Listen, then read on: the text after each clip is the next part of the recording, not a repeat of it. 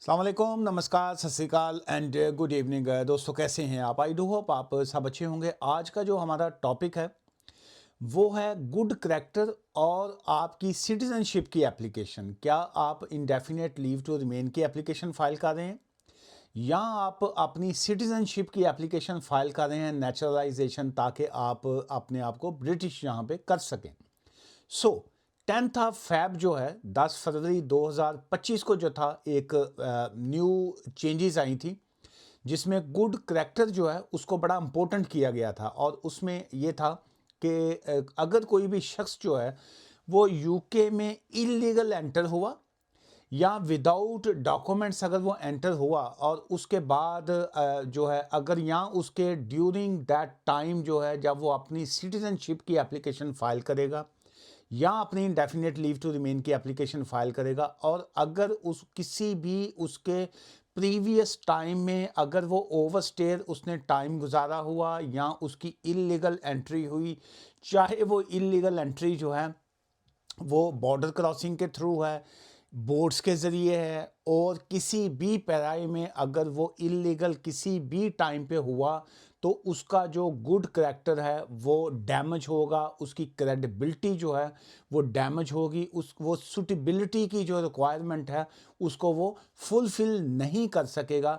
सो जिसकी वजह से उसकी आईएलआर की जो एप्लीकेशन है या उसकी जो सिटीजनशिप की एप्लीकेशन है उसमें उसको जो है वो नेगेटिव उसमें जो है वो सिचुएशन जो है वो हो सकती है। सो उसमें अब हुआ क्या कि एक केस भी जो था चैलेंज हुआ, लेकिन मैं उसको चैलेंज और उसके सरकमस्टांसिस से पहले जो है एक तो मैं आपको ये बताता जाऊं कि ऑब्वियसली मैं यहाँ पे आपको लीगल एडवाइस नहीं दे रहा हूँ। अगर आप का इस तरह की सिचुएशन हो, अगर if you want to apply for a citizenship application, naturalisation application या आईएलआर की एप्लीकेशन, तो जो भी आपके सरकमस्टांसिस हों, हर केस का एक इंडिविजुअल सर्कमस्टांसिस होता है। तो ऑलवेज एडवाइजेबल कि आप अपनी सिचुएशन के मुताबिक पहले लीगल एडवाइस लिया करें, फिर अपनी लीगल एडवाइस लेके फिर अपनी एप्लीकेशन फाइल करें। अदरवाइज आपको दो कॉन्सिक्वेंसेस का जो है वो सामना करना पड़ेगा। नंबर एक, आपकी फ़ीस जो है वो वेस्ट होगी।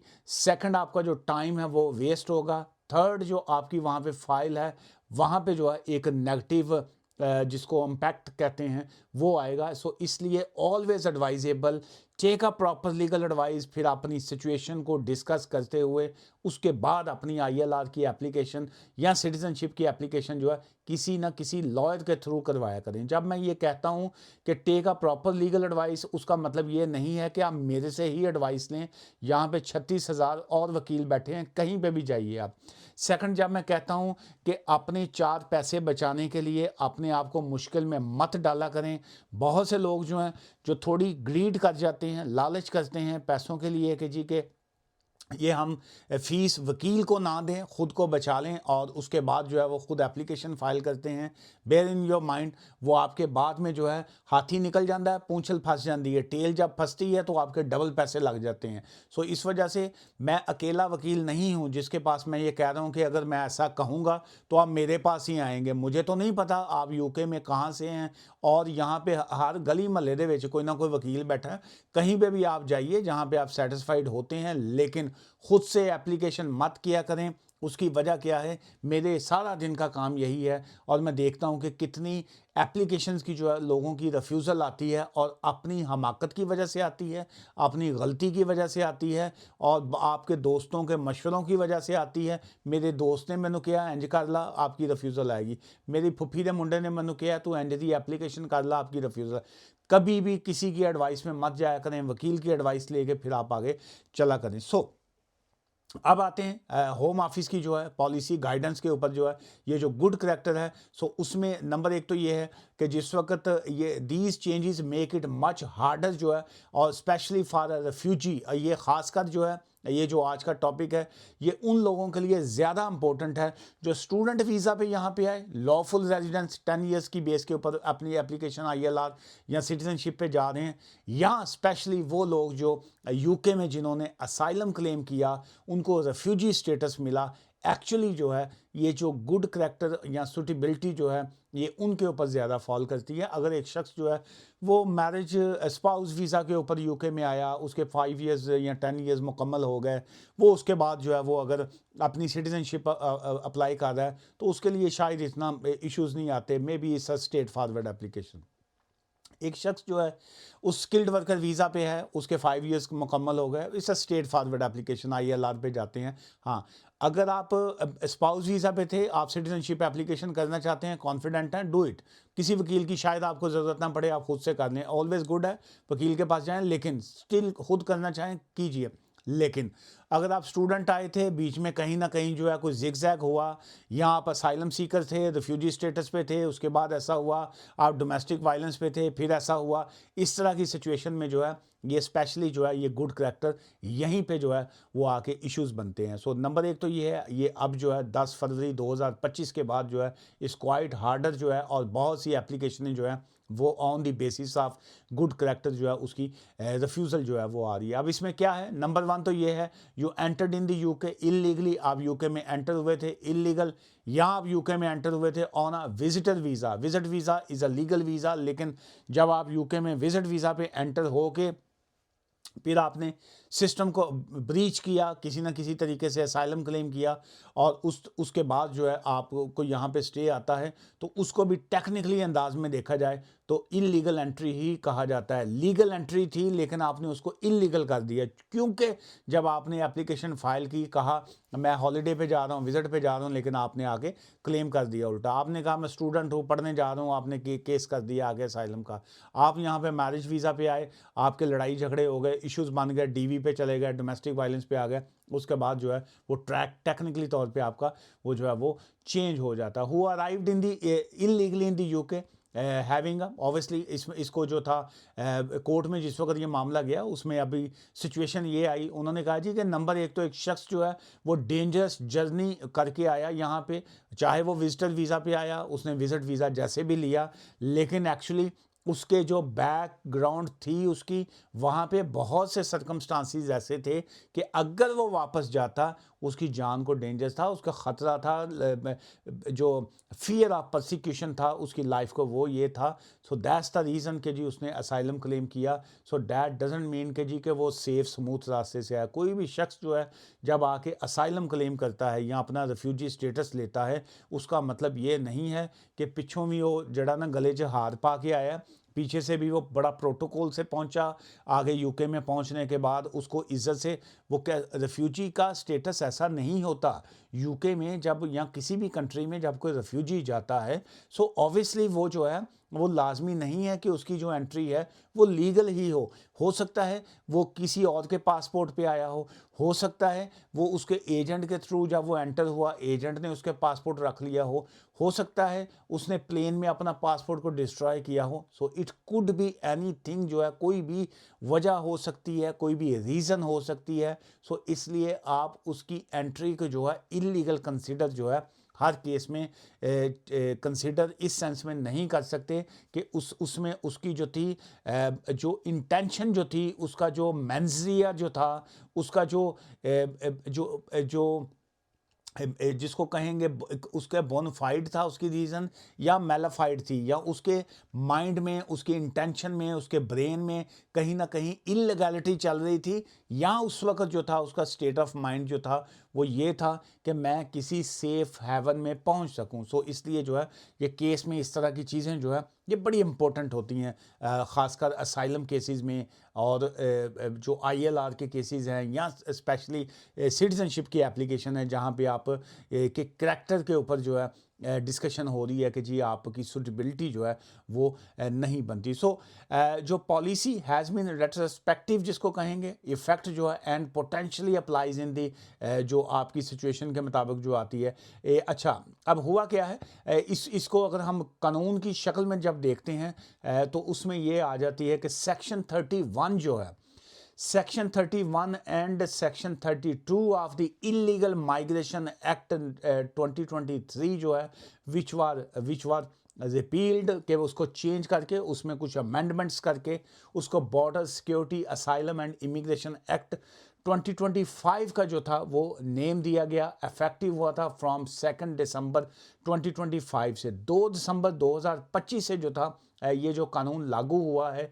उसके बाद जो है ये पहले ऑब्वियसली पहला जो लॉ था इलीगल माइग्रेशन एक्ट 2023 का ज़हन में रखिए, और उसके बाद उसकी जो अमेंडमेंट आई, चेंजेस आई, उसको रिप्लेस किया गया ये दिसंबर 2025, और अभी हम हैं जो फरवरी 2026 में।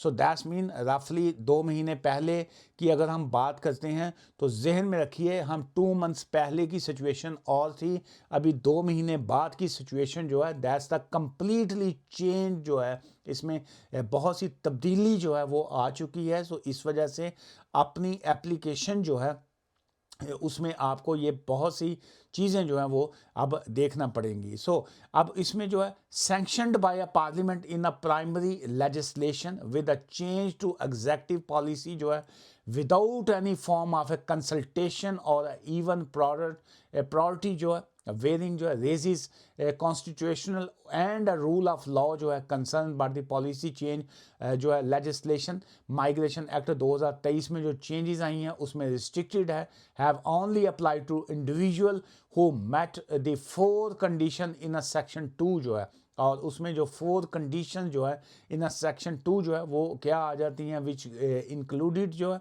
Arrival in the UK after the day on which the act was passed. ये कहा गया है कि जी के आप उन लोगों के ऊपर जो है ये कानून लागू कीजिए जो इस एक्ट को जो है वो पास होने के बाद आया है। जो लोग पहले से यूके में मौजूद हैं, चाहे वो इलीगल एंट्रेंट थे या जैसे भी है, आप उनको जो गुड करैक्टर या सुटेबिलिटी के बेस के ऊपर जो है आप उनका जो लीगल राइट है फॉर गेटिंग अ सिटीजनशिप जो है आप उसको कैंसिल नहीं कर सकते हैं। सो अब इसमें अगर हम मज़ीद इसकी डिटेल में जाएंगे तो बहुत सी, एक तो वीडियो लंबी हो जाएगी, सेकंड ये है कि बहुत से लीगल पॉइंट्स हैं जिसको शायद जो है वो आपके लिए बाज़ का आम दोस्तों के लिए समझना मुश्किल होता है।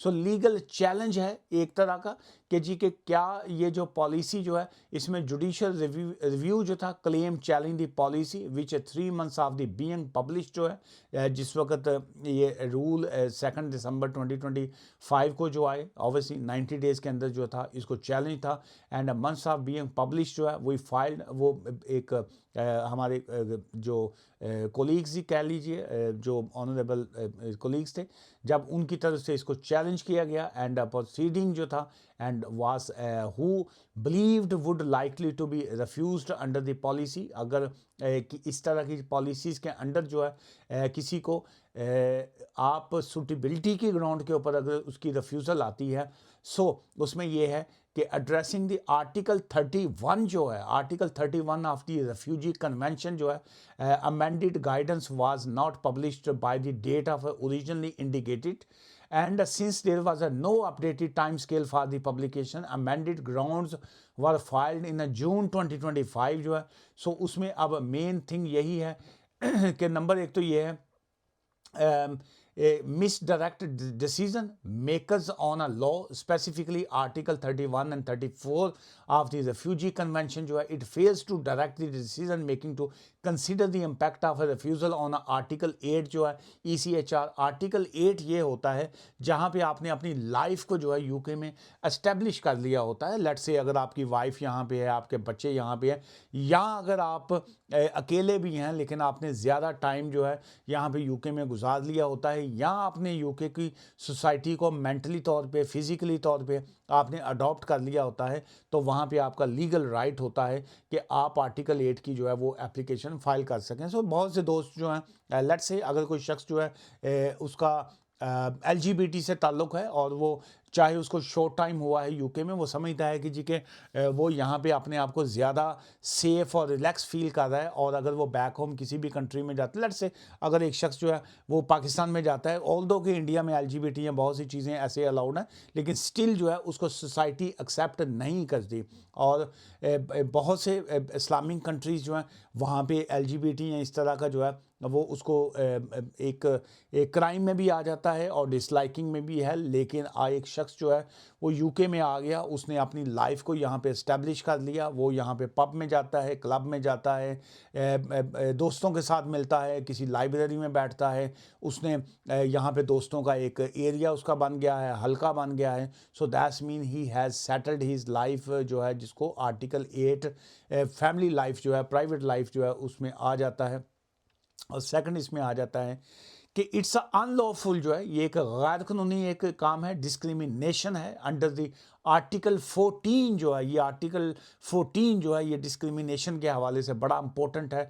वन आर्टिकल ये जो डिस्क्रिमिनेशन आ जाती है कि जिसमें किसी को डिस्क्रिमिनेट करना होता है कि एक शख्स के जो है आप किसी भी बेस के ऊपर उसको उसमें डिफरेंस जो है वो अगर आप फाइल करते हैं, सो मोस्टली जो है ये जो आर्टिकल 14 है डिस्क्रिमिनेशन जो है एंड प्लस विद इसको ऑलवेज अगर हम article 8 right to private family life के साथ इसको मिक्स करके ये दो आर्टिकल्स, मैंने अक्सर देखा है बहुत से लोगों की जो एप्लीकेशन जाती हैं जो स्पेशली आर्टिकल 8 के ऊपर होती हैं, उसमें आर्टिकल जो है ये 14 का जिक्र ही नहीं होता। दैट्स वाई मैं समझता हूँ कि बहुत से लोगों की एप्लीकेशन की जो है वो रिफ्यूज़ल होती है। सो इसमें इस ऑलवेज बेस्ट कि आप आर्टिकल 8 और आर्टिकल 14 को जो है कैसे कंबाइन करके जो है उसको यूज़ कर सकते हैं। देखिए, एक तो मैं आप दोस्तों से रिक्वेस्ट करूंगा, बहुत से दोस्त जो हमारे मुझे वीडियोस को देखते हैं और वो कहते हैं जी कि हम आपकी वीडियोस को देखते हैं। सो आजकल गूगल का ज़माना है, आजकल जो है गवर्नमेंट की वेबसाइट्स या वहाँ पे बहुत से रूल्स जो हैं आप इजीली पढ़ सकते हैं। सो अपने नॉलेज को जो है उसको एक्सपेंड किया करें। सो मैं यहाँ पे ये जो आपके सामने ये जो आर्टिकल्स या बाकी चीज़ें रखता हूँ, चूँकि मुझे आई लव रीडिंग, जो है मुझे स्टडी बहुत अच्छी लगती है। ये जहाँ पे मैं अभी जो अपने रूम का के साथ मेरा जो स्टडी एरिया है, ये मैं अगर आपको दिखाऊंगा तो आप कहेंगे यार ये शख्स क्या है। मेरे ऑफिस में देखेंगे तो वहाँ पे भी बुक्स हैं, ये बड़ा अजीब सा है, लेकिन अचानक मेरे माइंड में आया मैं ये भी दिखाऊं। ये अब मेरा स्टडी एरिया है, ये मेरी कोई फाइलिंग्स ये पड़ी हुई हैं, ये मेरा ये स्टडी है।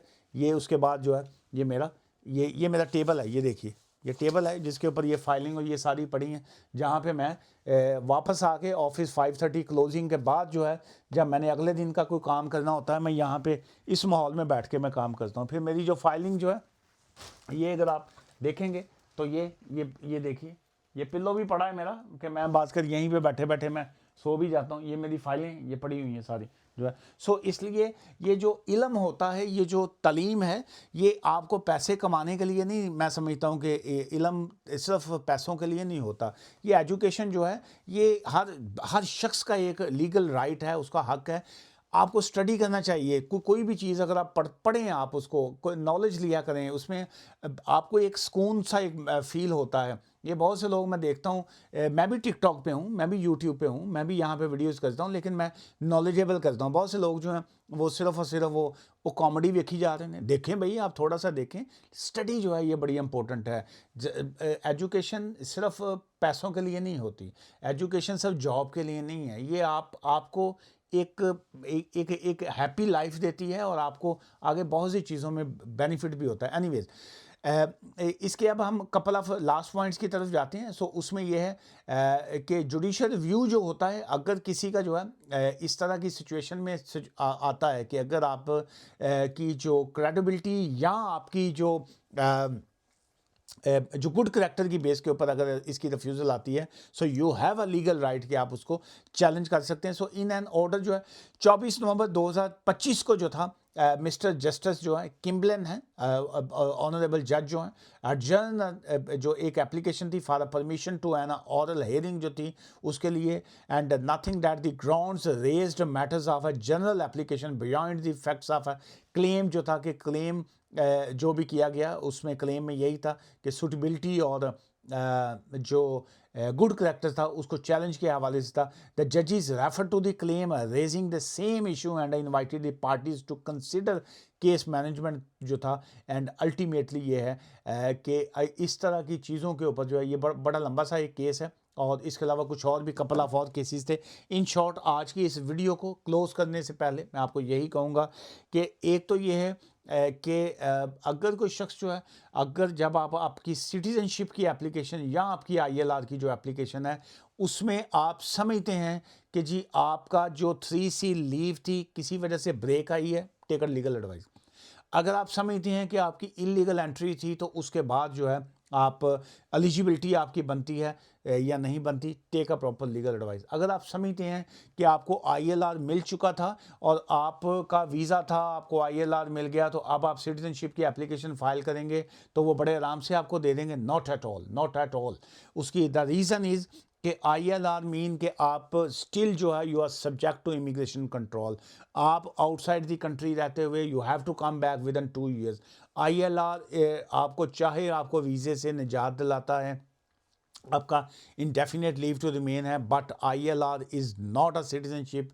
आईएलआर जो है वो सिर्फ और सिर्फ एक इंडेफिनेट लीव टू रिमेन है कि परमानेंट आपको लीव मिल गई। You can not stay outside the UK more than 2 years। 2 साल के अंदर अंदर आपको वापस आना पड़ता है। बट जब आपको सिटीजनशिप मिल जाती है, जब आपके पास ब्रिटिश पासपोर्ट होता है, then obviously you are free to immigration control. जो है आप कहीं पे भी रहते हैं, जितना मर्जी टाइम रहते हैं, जब मर्जी आएँ जब मर्जी जाएँ, you are out of immigration control, you are not subject to immigration control. So इस वजह से सिटीजनशिप की एप्लीकेशन जो होती है ये बड़ी टफ एप्लीकेशन है, बड़ी टेक्निकल एप्लीकेशन है। और आज का ज़माना जो है जहाँ पे इमिग्रेशन माइग्रेशन क्राइसिस हैं, जहाँ पे वो नहीं चाहते कि जी के जो इसी तरह जो है वो आराम से हर बंदे को सिटीजनशिप दी जाए। सो इस वजह से सिटीजनशिप की एप्लीकेशन के लिए जो है take a proper legal advice और उसके बाद जो अपनी एप्लीकेशन को किया करें।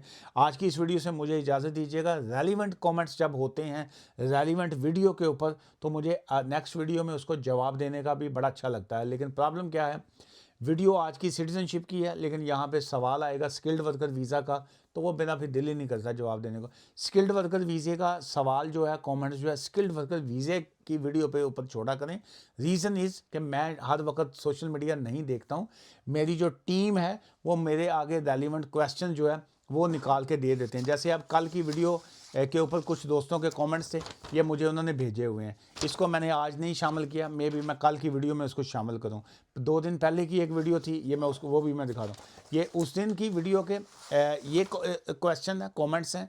ये कल वाली वीडियो के ये हैं, ये सारे मेरे पास ये देखें उन्होंने हाईलाइट करके भेजे हुए हैं। इसको मैं आगे कल फ्राइडे सैटरडे संडे 3 डेज़ में मैं तमाम कमेंट्स का जवाब देता हूं, लेकिन सिर्फ और सिर्फ इन्फॉर्मेशन की हद तक। It's not a legal advice.